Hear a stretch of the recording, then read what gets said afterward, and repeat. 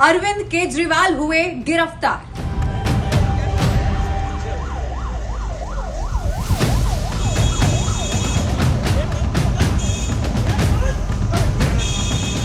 ED दफ्तर में कटी केजरीवाल की रात।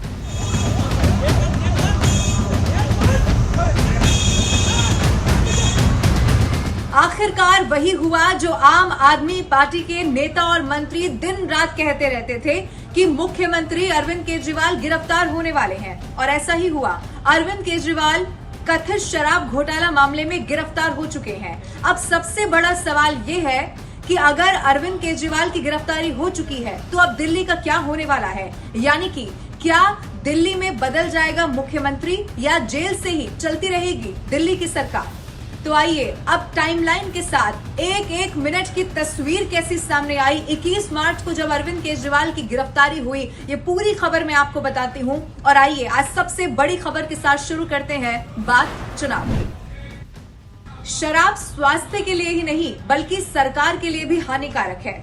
ऐसा आज मैं इसीलिए कह रही हूं क्योंकि कथित शराब घोटाला मामले में आम आदमी पार्टी की मुश्किलें कुछ ऐसी बढ़ी कि कम होने का नाम ही नहीं लिया।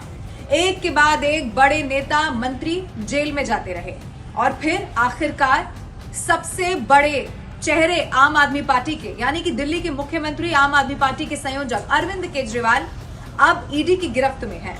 उनकी रात ईडी दफ्तर में ही कटी है। अब मैं आपको पहले ये बता देती हूँ कि कैसे 21 मार्च की शुरुआत होती है और उसके बाद कैसे 9:14 पर, ये टाइम आप नोट कर लीजिए, 9:14 पर कैसे अरविंद केजरीवाल की गिरफ्तारी हो जाती है। सुबह से ये कारवां शुरू होता है, यानी कि आम आदमी पार्टी हाईकोर्ट का रुख करती है और ये कहती है कि अरविंद केजरीवाल की गिरफ्तारी पर रोक लग जानी चाहिए। लेकिन उसके बाद विश्वसनीय सूत्रों ने इस बात का दावा किया है कि वो ईडी के अधिकारी जो इस पूरी इन्वेस्टिगेशन का पक्ष रख रहे थे, उन्होंने बकायदा एक बंद कमरे में बातचीत की। जज को वो तमाम जो सबूत उनके पास इस वक्त मौजूद हैं केजरीवाल के खिलाफ जांच करने के लिए, उन्हें दिखाया और उसके बाद एक बहुत बड़ा झटका आम आदमी पार्टी को लग गया, जिसमें ये कहा गया कि गिरफ्तारी पर रोक हाईकोर्ट नहीं लगा सकता है। फिर क्या था? फिर अरविंद केजरीवाल के साथ साथ आम आदमी पार्टी के तमाम वो बड़े नेता जिन्हें मन ही मन ये लगने लगा कि आज की रात कयामत की हो सकती है, यानी कि आज के दिन अरविंद केजरीवाल की गिरफ्तारी हो सकती है। अब मैं आपको बताती हूँ कि शाम को फिर 7 बजते हैं, यानी कि 7 बजे से सब कुछ शुरू हुआ जब एक सबसे बड़ी खबर निकलकर सामने आई कि अचानक से ही ईडी के कुछ सीनियर ऑफिसर्स अरविंद केजरीवाल के घर पर पहुंच गए हैं। अरविंद केजरीवाल के घर पर पहुंचने की जैसे ही खबर आम आदमी पार्टी के नेताओं कार्यकर्ताओं को लगी, एक के बाद एक बड़े चेहरे वहां पर पहुंचना शुरू हो गए। और सबसे पहले एक चेहरा वहां पर दिखाई दिया सौरभ भारद्वाज का, जो कि दिल्ली सरकार में मंत्री हैं। वो पहुंचते हैं और कोशिश करते हैं कि वो घर के भीतर दाखिल हो जाए, लेकिन उन्हें जाने से रोक दिया जाता है।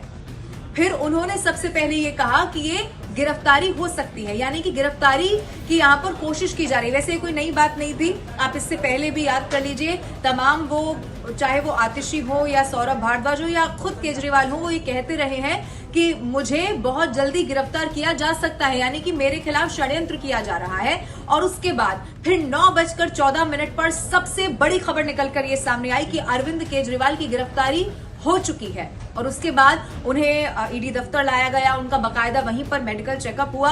और उसके बाद मैं आपको बता दूं जो 2 घंटे तक पूछताछ हुई, यानी कि 7 बजे से ये पूछताछ शुरू हुई और फिर 9:14 तक ये पूछताछ चली और फिर अरविंद केजरीवाल की गिरफ्तारी हो गई। लेकिन आपको ये भी जान लेना चाहिए कि सिर्फ गिरफ्तारी या पूछताछ के लिए नहीं, बल्कि जो ईडी की टीम पहुंची थी वो एक और समन लेकर भी पहुंची थी।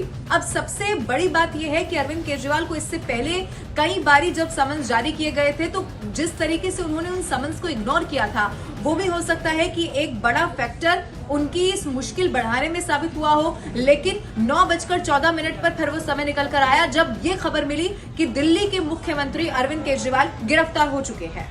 और इसी गिरफ्तारी के बाद सवाल ये उठने लगा कि दिल्ली के मुख्यमंत्री अरविंद केजरीवाल अगर जेल चले जाएंगे, अगर वो जेल में ही कुछ दिन तक रहेंगे या पता नहीं कितना समय, तो फिर आखिर दिल्ली के लोगों का क्या होगा, यानी कि दिल्ली की सरकार चलेगी कैसे।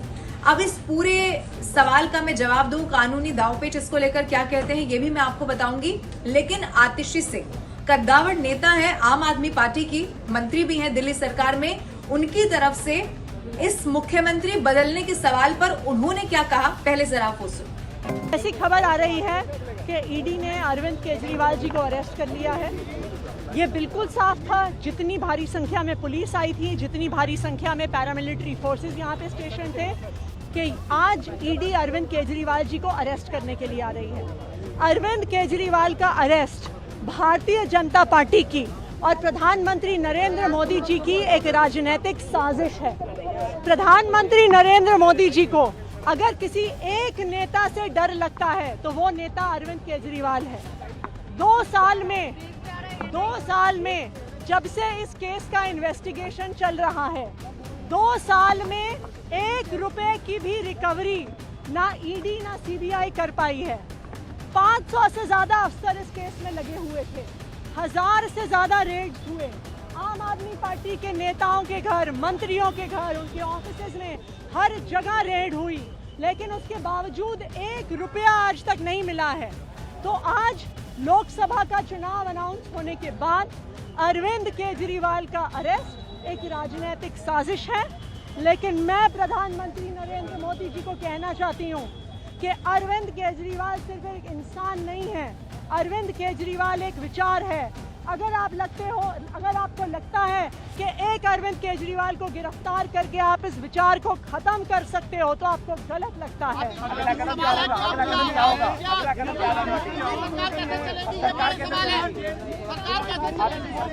अरविंद केजरीवाल जी दिल्ली के मुख्यमंत्री थे, दिल्ली के मुख्यमंत्री हैं और दिल्ली के मुख्यमंत्री रहेंगे। हमने शुरू से स्पष्ट किया है कि अगर जरूरत पड़ेगी तो अरविंद केजरीवाल जी जेल से सरकार चलाएंगे। अब आतिशी सिंह के बयान से एक बात तो साफ है कि आम आदमी पार्टी ये मूड बना चुकी है कि अरविंद केजरीवाल ही मुख्यमंत्री रहने वाले हैं, यानी कि मुख्यमंत्री को बदला नहीं जाएगा। लेकिन मैं आपको ये बता दूं कि ये हिंदुस्तान है, यानी कि ये लोकतांत्रिक देश है जो किसी के मूड से नहीं चलता, वो संविधान से चलता है। अब संविधान क्या कहता है ये भी जरा जान लीजिए। संविधान, पहले तो मैं आपको बिल्कुल क्लियर कर दूं कि अगर कोई व्यक्ति मुख्यमंत्री है किसी भी राज्य का और अगर उसे जेल जाना पड़ जाता है तो हमारा संविधान ये नहीं कहता कि उसे इस्तीफा देना होगा। लेकिन जो जेल के नियम, कायदे, कानून होते हैं वो ये कहता है कि 1 या 2 दिन हो सकता है या 1 या 2 बार तो हो सकता है, लेकिन ये एक नियमित रूप से प्रोसेस नहीं हो सकता कि हर दिन आपके पास फाइल आ रही है और हर दिन आपको साइन करने पड़ रहे हैं, आप जेल में बैठकर कैबिनेट की मीटिंग्स को अरेंज कर रहे हैं। क्योंकि भाई अगर राज्य का मुखिया है तो उसके जो सारे कैबिनेट है उसकी रिपोर्टिंग मुख्यमंत्री को होती है और बतौर मुख्यमंत्री अरविंद केजरीवाल को ही सारा जो टीम है उनकी वो मैनेज करनी होती है। तो ये जेल का नियम बिल्कुल नहीं कहता कि आप जेल में रहते हुए अगर आप किसी राज्य के मुख्यमंत्री हैं तो आप जेल के भीतर से सरकार चला सकते हैं। तो अब ऐसे में सवाल ये भी है कि फिर आखिर विकल्प यहाँ पर क्या बच जाता है या फिर या आगे क्या होने वाला है। अब मैं आपको बता दूं कि इस मसले पर कई सारे राजनीतिक विश्लेषक या फिर वो लोग जो कानून की बेहतर जानकारी रखते हैं उनकी तरफ से क्या बताया गया है ये मैं आपको बताती हूँ। पहले तो आप ये जान लीजिए कि जब अरविंद केजरीवाल यानी कि बतौर मुख्यमंत्री कोई किसी राज्य का मुख्यमंत्री गिरफ्तार हुआ है तो जो मैंने आपको कानून बताया कि वो नहीं कहता है कि आपको इस्तीफा देना होगा। तो फिर ऐसे कई सारे पहले हिंदुस्तान में मामले रहे हैं, चाहे वो लालू प्रसाद यादव हो, जब आपको याद होगा चारा घोटाला मामला रहा, या फिर जयललिता का जिक्र किया जाए, या फिर कोई भी, या फिर आप हाल ही में देख लीजिए हेमंत सोरेन। यानी कि अगर उन्होंने इस्तीफा दिया तो संविधान की वजह से नहीं दिया, उन्होंने इस्तीफा नैतिक तौर पर दिया। यानी कि वो प्रैक्टिकली संभव, चाहे संविधान वो कह रहा हो कि नहीं, लेकिन वो प्रैक्टिकली नहीं संभव है कि आप मुख्यमंत्री हैं, आप जेल में चले जाएं और आप अपनी सरकार को चलाते रहें। तो फिर अरविंद केजरीवाल के पास अब ऑप्शन क्या बचता है। अब मैं आपको बताती हूँ कि राजनीतिक जो पंडित हैं, जो राजनीति की बेहतर जानकारी रखते हैं, उनकी तरफ से आने वाले समय के लिए क्या जो संभावनाएं हैं वो जताई गई हैं। सबसे पहले तो ये कि अरविंद केजरीवाल इस्तीफा दे सकते हैं, ये सबसे बड़ी संभावना है। दूसरी ये कि अरविंद केजरीवाल अगर इस्तीफा नहीं देते, यानी कि वो मुख्यमंत्री की कुर्सी पर बने रहेंगे, कागजों में वो मुख्यमंत्री रहेंगे, वो जेल में रहेंगे, लेकिन वो किसी को नियुक्त कर सकते हैं जो उनकी कैबिनेट का सारा देखरेख करे, यानी कि जो फाइल्स हैं वो उनको देख ले। इसके अलावा जो मीटिंग्स अरेंज होती है, यानी कि जो जनता के लिए गुड गवर्नेंस आप दे रहे हैं वो इसी तरीके से चलती रहे। लेकिन ये भी क्या इतना आसान हो सकता है, ये सवाल है। फिर अब जो कानून की बेहतर जानकारी रखते हैं वो ये भी कहते हैं कि आने वाले समय में अगर ये इसी तरीके से सब कुछ चलता रहा तो हो सकता है कि इसमें एलजी का भी दखल देखने को मिले। यानी कि एलजी की तरफ से ये कहा जा सकता है जो तमाम विधायक, अच्छा मैं आपको ये बता दूं कि किसी भी रूप में चूंकि 2/3 से ज्यादा बहुमत इस वक्त अरविंद केजरीवाल के पास है, यानी कि सरकार इधर उधर या ये जो हम बाकी राज्यों में सुनते हैं ये दिल्ली में नहीं हो सकता, क्योंकि पूर्ण बहुमत के साथ, इनफैक्ट मैं कहूंगी कि बहुमत से ज्यादा जो आंकड़ा है वो अरविंद केजरीवाल के पास है और ये उनका बहुत मजबूत रिकॉर्ड है मुख्यमंत्री बनने का या विधानसभा में जीतने का। तो वो ये तो कोई संभावना हो नहीं सकती। तो फिर इसमें एलजी ये कर सकते हैं कि जो तमाम विधायक हैं आम आदमी पार्टी के, उनको बुला सकते हैं और उनको ये कह सकते हैं कि भाई आप अपने विधायक दल का दूसरा नेता चुन लीजिए, क्योंकि अरविंद केजरीवाल जेल में और ऐसे काम नहीं हो पाएगा। और अगर उन्होंने कहा कि नहीं भाई हमारा मुख्यमंत्री तो अरविंद केजरीवाल ही रहेगा, तो एक केस ये कहता है कि वो फिर एलजी इस पूरे मसले से अवगत केंद्र को करा सकते हैं। अब फिर केंद्र की तरफ से क्या कानूनी दावपेच को लेकर आगे कुछ बढ़ाया जाता है। और एक केस ये भी कहता है कि हो सकता है कि विपक्ष तो कोर्ट का भी रुख कर ले कि भाई ऐसे कैसे सरकार चलेगी, ये तो लोगों का काम है, वो तो हो ही नहीं पाएगा, यानी कि आपकी फाइलें अटक जाएंगी, आप साइन नहीं कर पाएंगे। और चूंकि अथॉरिटी जो है वो मुख्यमंत्री के पास ही है, तो अगर वो किसी को नियुक्त भी करते हैं तो फिर काम कैसे होगा ये कोई नहीं जानता। ये कुछ संभावनाएं हैं जो इस वक्त बताती हैं कि अरविंद केजरीवाल या फिर दिल्ली वालों के लिए खासतौर पर आगे क्या हो सकता है। अब जो एक कथित शराब घोटाला मामला है, जिसमें आप अगर देखेंगे कि आम आदमी पार्टी, यानी कि जब से पूरा मामला शुरू हुआ 2021 की वो बात है, उसके बाद से आम आदमी पार्टी के बड़े बड़े नेता, मनीष सिसोदिया इसमें शामिल है, संजय सिंह की गिरफ्तारी होती है, जेल में वो है, तो सत्येंद्र जैन आप देख लीजिए। तो ये जो पूरी टाइमलाइन या मैं कहूँ ये फहरिस्त है, ये लंबी लगातार होती चली गई।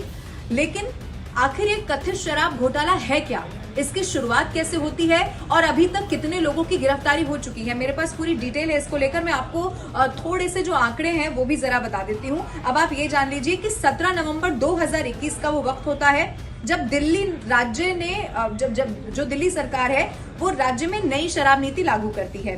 फिर राजधानी में यानी कि दिल्ली में इसके तहत 32 जोन बनाए गए और हर जोन में 27 से ज्यादा दुकानें इसमें खोलने की बात कही गई। अब इस तरह से अगर 32 जोन में आप कुल मिला लेंगे 27 दुकानें खुलेंगी तो फिर उसमें 849 आंकड़ा हो गया, यानी कि कुल दुकानों का।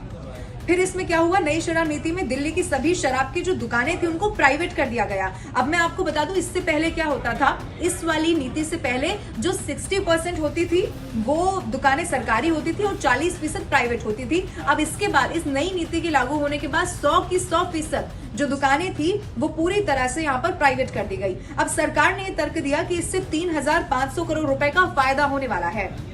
लेकिन इसी के बाद असली कहानी शुरू होती है, यानी कि सरकार ने लाइसेंस की फीस भी इस पर कई गुना फिर बढ़ा दी थी।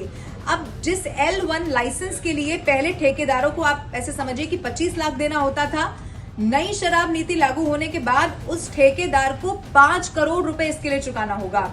अब इसी तरह अगर आप दूसरी कैटेगरी में देखेंगे तो लाइसेंस की फीस में काफी बढ़ोतरी हुई। फिर ये हुआ कि इससे जो नई शराब नीति है बाद में पता चला और आरोप ये लगे जो कथित घोटाला सारा शराब का हुआ है कि इससे जनता और सरकार दोनों का पहले तो नुकसान बताया गया और फिर ये बताया गया कि इससे जो फायदा हुआ है वो बड़े बड़े शराब कारोबारियों को हुआ है, ये इसमें कहा गया।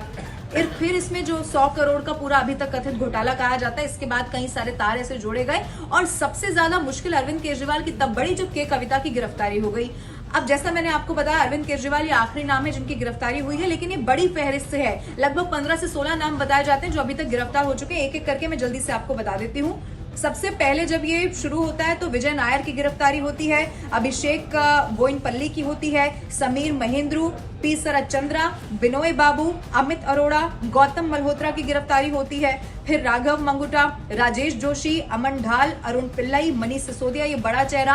और मनीष सिसोदिया के बाद माना जाने लगा कि क्या आम आदमी पार्टी के तमाम और भी नेताओं पर गाज गिर सकती है क्या। फिर दिनेश अरोड़ा का नाम सामने आया, फिर संजय सिंह की गिरफ्तारी होती है, फिर के कविता, और ये सबसे बड़ी गिरफ्तारी के कविता के बाद जो अरविंद केजरीवाल की हुई है। अब अगर मैं आपको इसका कंक्लूजन समझाने की कोशिश करूं तो वो ये है, और वास्तविकता ये है कि ये कोई फिल्म नहीं है राजनीति की, बिल्कुल हकीकत है कि अरविंद केजरीवाल जो इस वक्त दिल्ली के मुख्यमंत्री हैं वो अब ईडी की कस्टडी में हैं, यानी कि वो गिरफ्तार हो चुके हैं। अब वो सरकार जेल से चलाएंगे या फिर किसी और को नियुक्त करेंगे, ये आने वाला समय बताएगा। लेकिन एक बात तय है कि इस वक्त में अगर आप आम आदमी पार्टी देखेंगे तो ये वन मैन शो है, यानी कि आम आदमी पार्टी मतलब अरविंद केजरीवाल। चाहे फिर पंजाब में सरकार बनी हो, वो भगवंत मान के चेहरे पर नहीं बनी है। वो जो सरकार पंजाब में बनी है वो अरविंद केजरीवाल के चेहरे पर बनी है, जो उनकी छवि आम आदमी की उन्होंने हमेशा पोर्ट्रे करने की कोशिश की और जो फायदा उन्होंने दिल्ली में लोगों को पहुंचाया। तो अब ये तो तय है कि इतने करीब जब लोकसभा चुनाव बिल्कुल सर पर है तो एक बड़ा डेंट पार्टी को लग सकता है। और दूसरी बात यह है कि इससे इमोशनल कार्ड खेलने की भी जो आम आदमी पार्टी है वो कोशिश कर सकती है, लेकिन इसका फायदा या नुकसान कितना होता है ये आने वाला वक्त बताएगा। लेकिन हाँ, मैं आपको ये भी जरूर बता दूं कि अरविंद केजरीवाल जरूर हर कोशिश कर रहे हैं कि कैसे उन्हें कुछ राहत मिल जाए और वो जैसे पहले सारा कामकाज चल रहा था वैसे कर पाए। लेकिन अब वक्त बताएगा कि क्या अरविंद केजरीवाल को थोड़ी सी और राहत मिलती है। लेकिन इसी तरह हर खबर से अपडेट रहने के लिए न्यूज़ 18 इंडिया के YouTube चैनल को मुझे उम्मीद है अभी तक आपने सब्सक्राइब कर लिया होगा, और नहीं किया है तो अभी कर लीजिए। और ये वीडियो आपको कैसा लगा कमेंट करके जरूर बताइए।